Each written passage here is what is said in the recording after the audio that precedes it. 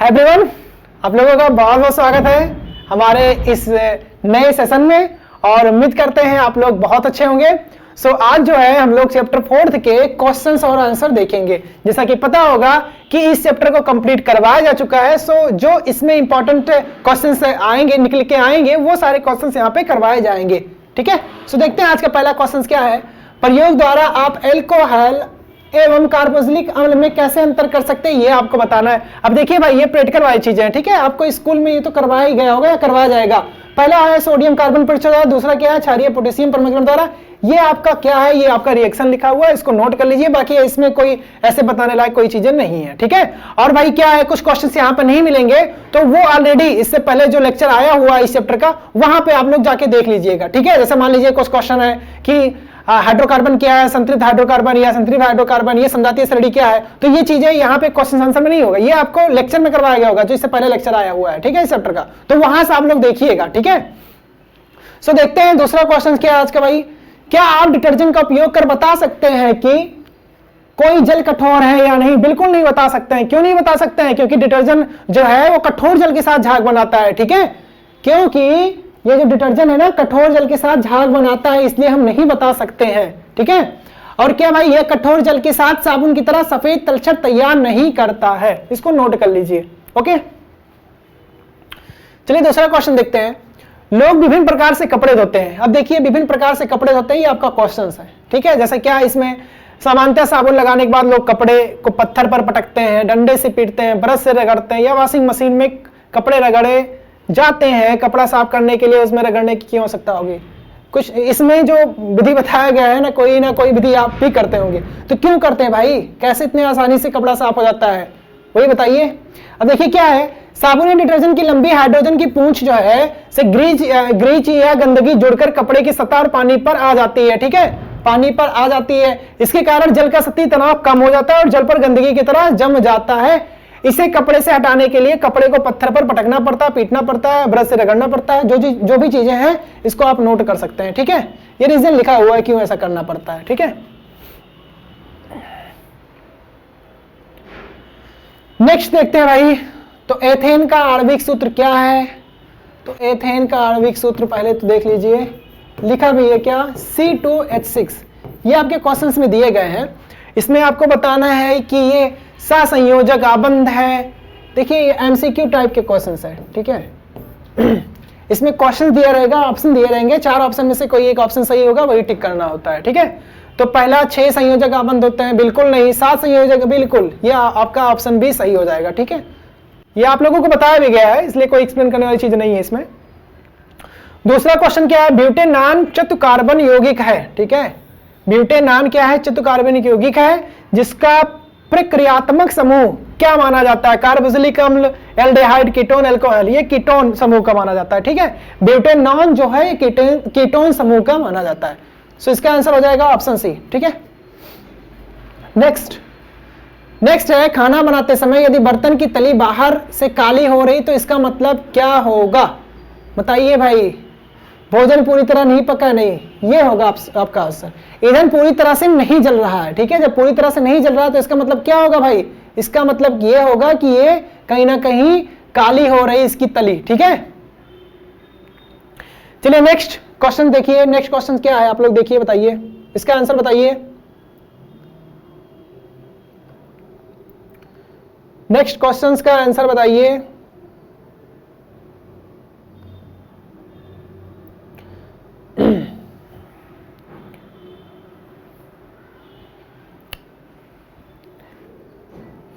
Clear दिख रहा होगा ना आप लोगों को? कुछ टेक्निकल इशू आ गया था, बाकी सॉल्व हो गया। चलिए देखिए, नेक्स्ट क्वेश्चन क्या है भाई। CH3Cl में आबंध निर्माण का उपयोग कर सहसंयोजक आबंध की प्रकृति समझाइए। इसको समझाना है, बताना है। तो क्या है ये भाई CH3Cl? ठीक है, देखिए समझिए, CH3Cl। तो सबसे पहले ये जो C है, कार्बन, कार्बन में कितने परमाणु क्रमांक होते हैं? ये बताया भी जा चुका है, 6 होते हैं, है ना? कितने परमाणु क्रमांक होते हैं? 6। पहले कक्षक में भाई होते हैं, K में होते हैं 2, L में होते हैं 4। मतलब पहले कक्षक में 2, दूसरे कक्षक में 4, ठीक है। 6 परमाणु क्रमांक होते हैं, ठीक है। परमाणु की संख्या कार्बन कितनी होती है? 6। वही हाइड्रोजन की बात करेंगे तो भाई हाइड्रोजन में 1 होता है, आपको पता ही है, ठीक है। और ये पहली कक्षक में है, जो 1 है वो पहली कक्षक में है। और ये जो Cl दिया है क्लोरीन, क्लोरीन जो है परमाणु क्रमांक कितने होते हैं भाई? 17 होते हैं। इसको 3 कक्षक में बांटा गया, पहला K, दूसरा L, तीसरा M। पहले कक्षक में 2 आएगा, ठीक है। दूसरे कक्षक में 8, 2 8 10, 10 7 17। तीसरे कक्षक में 7 आएगा, ठीक है। अब देखिए यहाँ पे सबसे पहले कि ये जो कार्बन है इसके आखिरी कक्षक में 4 है, इसका मतलब इसको 4 चाहिए, है ना, तभी तो अष्टक पूरा होगा। और हाइड्रोजन 1 है। अब हाइड्रोजन कितना चाहिए? 1 चाहिए, ठीक है। जब 1 मिल जाएगा उसको तो 2 हो जाएगा, जब 2 हो जाएगा इसका मतलब वो हीलियम की प्रवृत्ति रखेगा, मतलब अक्रिय हो जाएगा, ठीक है। और कोई भी तत्व जो होते हैं वो चाहते हैं कि हम अक्रिय हो जाएं। जब अक्रिय हो जाएंगे तो इसका मतलब क्या हो जाएगा? उसका अष्टक पूरा हो जाएगा। अब जैसे हाइड्रोजन चाहेगा ये हीलियम बन जाए, और ये लोग चाहेंगे, कार्बन हुआ या क्लोरीन, ये लोग चाहेंगे कि हमारे जो आखिरी कक्षा है इसमें अष्टक पूरे हो जाए, मतलब 8 परमाणु रहे, उसमें इलेक्ट्रॉन रहे, ठीक है। तो हाइड्रोजन 1 है, इसको 1 चाहिए। इस जो कार्बन है इसको 4 चाहिए। और क्लोरीन कितने हैं? इसको 1 चाहिए, क्योंकि आखिरी कक्षक में 7 है, ठीक है। पहले में 2 है, पूरा है। दूसरे में 8 है, ये भी पूरा है। और इस कक्षक में 8 होने चाहिए, कितना है भाई? 7 है, ठीक है। 1 चाहिए। अब ये होता क्या है, इसका नियम भी बताया है ना, अष्टक के भरने का नियम। जो कक्षक होते हैं, जैसे मान लीजिए पहला कक्षक है, ये दूसरा कक्षक है, ये तीसरा कक्षक है, ठीक है। ये पहला कक्षक है, n बराबर n1, n बराबर 2 रखते हैं, n बराबर 3 रखते हैं, ठीक है। अब ये ना कक्षकों में ये बताया भी जा चुका है, हालांकि भरने का नियम है, एक बार फिर बता देते हैं। एक फार्मूला बताए थे आपको 2n², ठीक है। मान लीजिए पहली कक्षक का बात करेगा तो 2 गुणे, अब पहले कक्षक में कितने होते हैं? 1 होते हैं परमाणु, 2। तो ये 2 गुणे 1 बोले तो 2। तो पहली कक्षक में अधिकतम कितने परमाणु की संख्या हो सकती है भाई? 1 हो सकती है। वही बात करेंगे दूसरे कक्षक में, तो 2n² मतलब 2 का 2 स्क्वायर, और 2 गुणे 4 ये हो जाएगा 8। दूसरे में कितने? 8 चाहिए, ठीक है। पहले में 2, दूसरे में 8 चाहिए। तो वही है कि पहले में कितना होना चाहिए भाई? कहां गया? यहां है।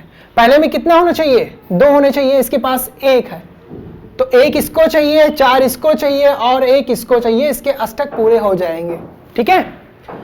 तो इसका जो बनेगा फिगर, संरचना इसका जो बनेगा इलेक्ट्रॉनिक, ये बनेगा आपका कार्बन हो जाएगा बीच में, यहां हो जाएगा हाइड्रोजन, यहां हो जाएगा हाइड्रोजन, यहां हो जाएगा हाइड्रोजन, और यहां हो जाएगा क्लोरीन। अब देखिए हाइड्रोजन 3 बार क्यों लिखा गया? क्योंकि यहां पे इसके 3 अणु थे। ये देखिए हाइड्रोजन के कितने? 3 है ना, और कार्बन अकेला है, क्लोरीन अकेला है।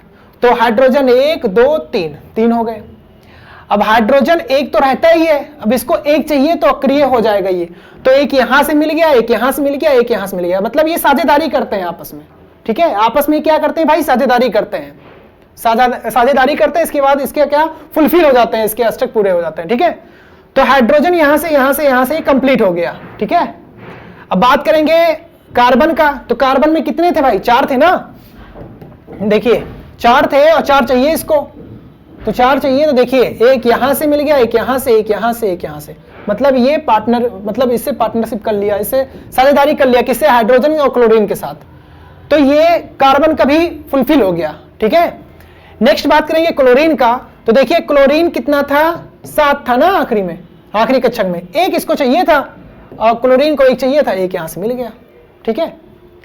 सो ये आपका पैटर्न बन गया, इसको नोट कर लीजिए, इसको बना लीजिए, ओके। इसको बना लीजिए, इसके बाद इसको लिख लीजिए। अब यहां पे इसको लिख लीजिए, इसको समझाना था ना। तो यही है CH3Cl में 3 एकलबंध कार्बन व हाइड्रोजन परमाणुओं के बीच जुड़े होते हैं। 1 एकलबंध कार्बन और क्लोरीन के बीच होता है, देखिए क्लोरीन के साथ 1 है, हाइड्रोजन के साथ 3 है, ठीक है। यही बोल रहा है। इस तरह कार्बन का अष्टक पूर्ण हो जाता है तथा प्रत्येक हाइड्रोजन के बाहरी कक्षक में भी 2 इलेक्ट्रॉन हो जाते हैं। अब हाइड्रोजन के आखिरी कक्षक में 2 इलेक्ट्रॉन हो जाएंगे, इसका मतलब वो भी अक्रिय हो गया, फुलफिल हो गया, ठीक है। तथा Cl का भी अष्टक पूर्ण हो जाता है, अतः इलेक्ट्रॉनों की साझेदारी द्वारा सह संयोजक आबंध बनता है। अब ये क्या है भाई, इसे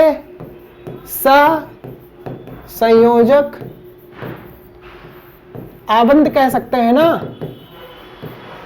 क्योंकि ये आपस में ही इलेक्ट्रॉनों की साझेदारी कर रहा है, ये आपस में ही तो इलेक्ट्रॉनों की साझेदारी कर रहा है, इसलिए क्या बन रहा है भाई, सहसंयोजक आबंध बनता है, ठीक है। वही आपको बताना था, यही आपको क्वेश्चंस में बताना था, ठीक है, नोट कर लीजिए।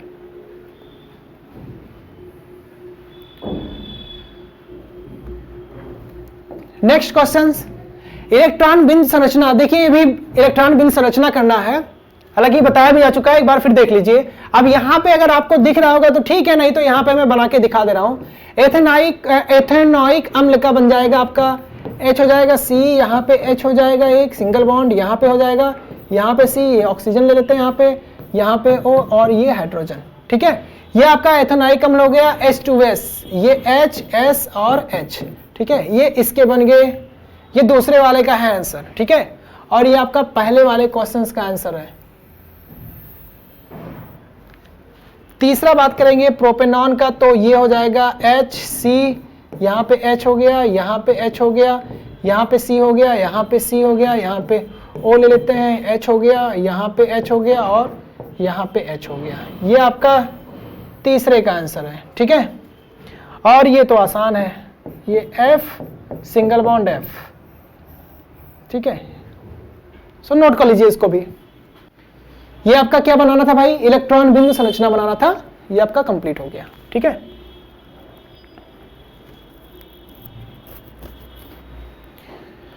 नेक्स्ट, जब साबुन को जल में डाला जाता है तो मिश्रण का निर्माण क्यों होता है। अब देखिए यहाँ पे ये क्वेश्चंस 8वां नंबर यहाँ पे, और एक क्वेश्चन है साबुन, ये साबुन की सफाई प्रक्रिया की क्रिया भी समझिए, ठीक है। ये दोनों इंपॉर्टेंट है, ये क्रिया भी तो बताया भी गया है किस तरह से कराया जा रहा है, मिश्रण को किस तरह से बाहर किया जा रहा है, ओके। मिश्रण में जो वो होते हैं ना गंदगी तैरते हुए, उसको हटाया जाता है किस तरह से। नोट करना चाहे नोट कर सकते हैं, और ये इंपॉर्टेंट है, इसको जरूर नोट करिएगा कि साबुन जो है इथेनॉल जैसे दूसरे विलायकों में घुल जाता है, इसलिए मिश्रण का निर्माण नहीं करता है, ठीक है। ये इंपॉर्टेंट है, ये नोट करके लिख लीजिएगा इसको, बाकी जो चीजें लिखा है इसको भी लिख लीजिए, ठीक है। स्क्रीनशॉट ले लीजिए, बाद में लिख लीजिएगा।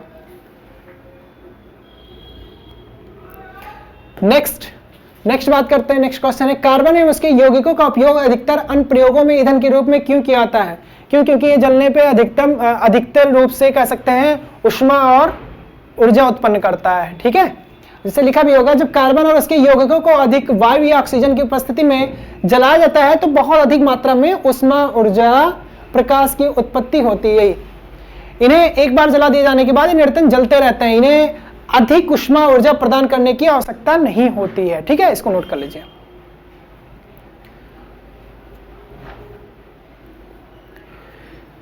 नेक्स्ट क्वेश्चन है कठोर जल को साबुन से उपचारित करने पर झाग के निर्माण को समझाइए, ठीक है। तो कठोर जल में क्या होता है भाई, कैल्शियम, ठीक है, Ca2+ तथा मैग्नीशियम Mg2+ के सल्फेट तथा क्लोराइड के घुलनशील लवण होते हैं, जो साबुन से अपक्रिया कर क्या बनाते हैं भाई, अघुलनशील पदार्थ बनाते हैं, मतलब उसे स्कम कहते हैं। और इसी अघुलनशील पदार्थ के कारण झाग आसानी से नहीं बनता है, ठीक है। झाग जो नहीं बनता है यही रीजन होता है, क्यों नहीं बनता है, क्योंकि जो अघुलनशील पदार्थ होते हैं ना उसी कारण। तथा साबुन अधिक मात्रा में उपयोग करना पड़ता है।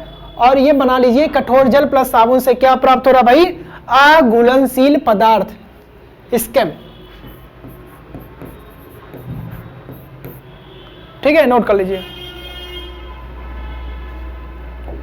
नेक्स्ट क्वेश्चन है यदि आप लिटमस पत्र लाल एवं नीला, लिटमस पत्र क्या होता है ये तो आपको पता ही होगा, ये एक प्राकृतिक सूचक है जो बताता है किसी भी चीजों का, किसी भी पदार्थों का प्रवृत्ति बताता है कि वो अम्लीय प्रवृत्ति के है, क्षारीय प्रवृत्ति के है या फिर लवण प्रवृत्ति के है। ठीक है, तो भाई क्या है, यदि आप लिटमस पत्र लाल एवं नीला से साबुन की जांच करें तो आपका जो है परीक्षण क्या होगा। तो सबसे पहले तो ये साबुन जो होता है ये क्षारीय प्रकृति का होता है। ठीक है, जब साबुन जो है क्षारीय प्रकृति का है तो ये क्या हो जाएगा, जो इसका लिटमस पत्र होगा ये लाल से नीला हो जाएगा। ठीक है, अब जब कोई भी चीज क्षार होता है तो इसका प्रभाव क्या पड़ता है लिटमस पे, लाल से नीला हो जाता है। ओके, उसका जो लिटमस पत्र है क्या हो जाता है, लाल से नीला हो जाता है। वही अगर अम्लीय होता तो इसका बिल्कुल विपरीत हो जाता, नीला से लाल हो जाता। ठीक है, तो इसको लिख लीजिए।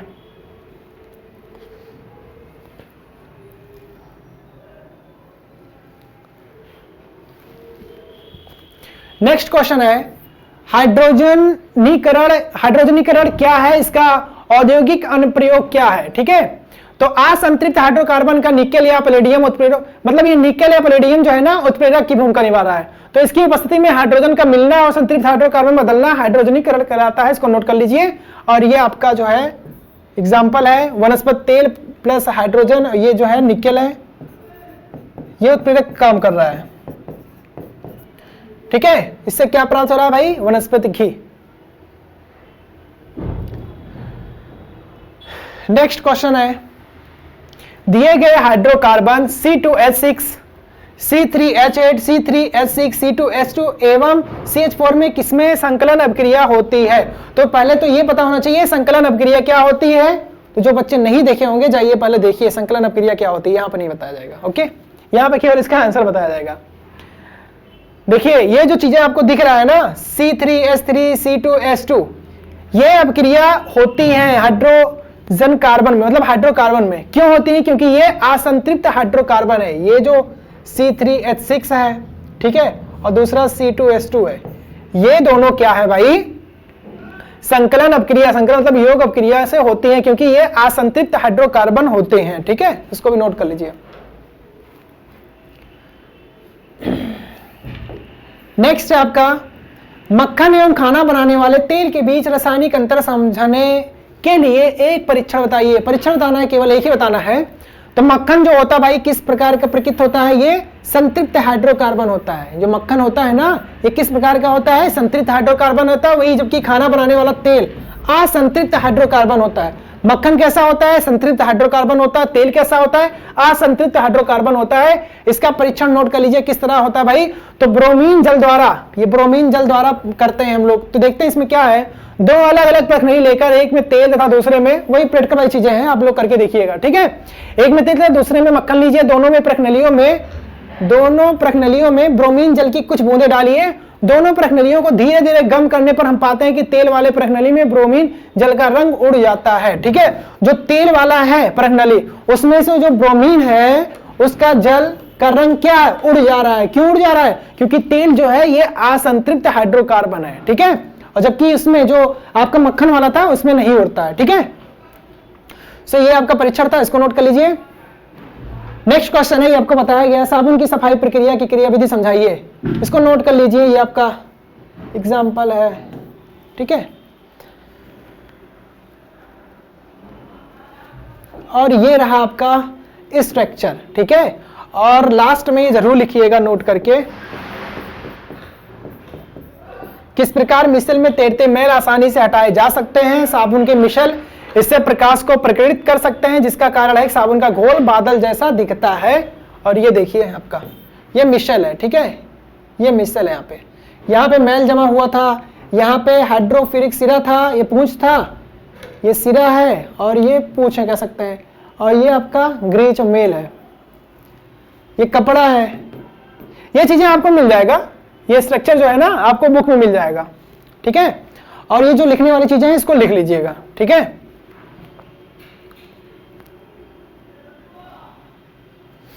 सो आपका जो इसमें इंपॉर्टेंट क्वेश्चंस थे ये सारे क्वेश्चंस कंप्लीट करवाए जा चुके